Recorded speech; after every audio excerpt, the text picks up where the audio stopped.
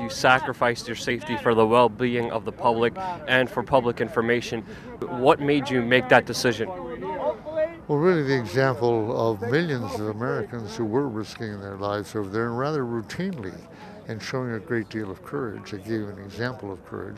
But when I saw that same kind of courage being shown by men who were refusing to go to Vietnam, go to prison instead, it made me realize that civilians have to live up to their responsibilities the way military do. That's what put it in my head. Now, I know you were spied on. You even had a government hit squad on you. Can you give us some more details Gunmen, about as far that? as I know. No, Yeah. they were just going to incapacitate me totally. I don't think with guns. Yeah, that's an insane story. Can you tell us, how did you find out about that? Well, it came out later after the trial, basically, when the FBI, actually the Special Prosecutor's Office, ended up spending, they said, more time interviewing on that incident than any other. They didn't get everything they wanted. Most of the people who knew about it simply didn't talk, like Mitchell and Ehrlichman.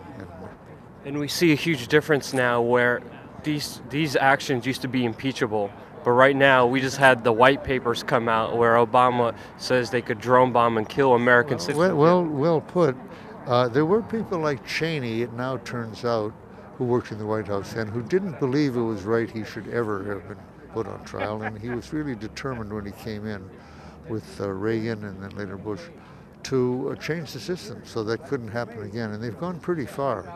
One reason, of course, the impeachment of Clinton gave impeachment a bad name and made it look trivial. People didn't like, and made it look as if we went against them, it would be just revenge. That was very regrettable. We paid a very heavy price for letting George W. Bush get away with his crimes without holding him accountable, because now it's too easy to imitate the man with his successor. The precedent is there, and when the successor is a different party, like Obama, you've made it bipartisan. You've really made it more to the norm. Our norms have shifted to a point where the idea, I had always sworn that I would not be part of a death squad country, as in Central America.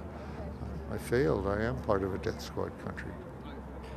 Very sad, crazy times we're living in. But my last question is, are you hopeful for the future? And if so, what makes you hopeful? I'm hopeful in the sense that I think we have a chance. I think as humans, we're adaptable enough that you can't predict the future. You really can't when you look at the Berlin Wall in South Africa, a number of other things. And you can't predict that it's impossible. I think we need to act as if it's not impossible. The odds are not with us.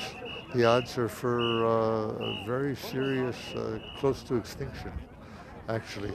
People have to act considerably differently in the mass than they have in the past. But if they take the example of people like Bradley Manning and Assange, who are willing to take on the world, I think we have a chance. I think we do. I'm very hopeful, and I thank you so much for the inspiration. You're a true hero to me and many people. Thank you.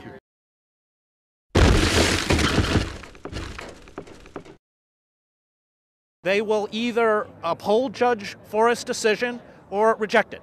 If they uphold it, given the response of the Obama administration, it is abundantly clear that this will be in the Supreme Court within a matter of weeks, and they will... The chance of getting where we are now, arguing this in front of the Circuit Court, having won an injunction, I would have said was not absolute, it was zero.